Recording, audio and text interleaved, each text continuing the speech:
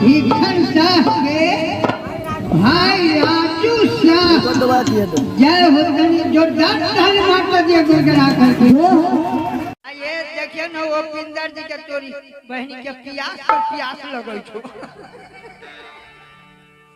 बहन के बियाह होते यही कारण आहे सहल होथिन।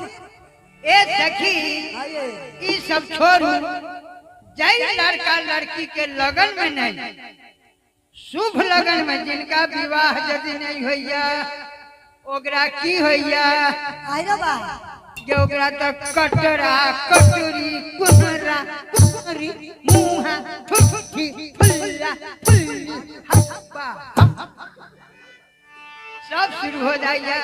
ए सखी की होइया अब देर भेलो हे सखिया बेर भेलो हे भेलो हे सखिया बेर भेलो हे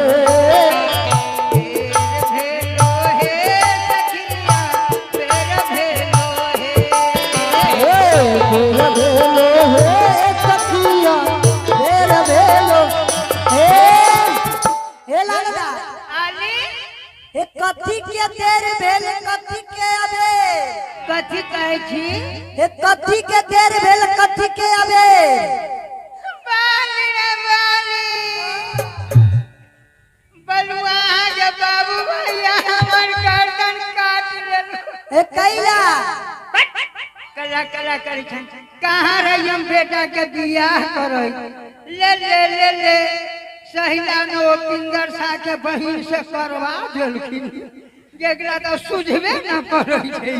कथी के देरा कथी के बेर हे चालू चालू पारी छन के बेर भेलो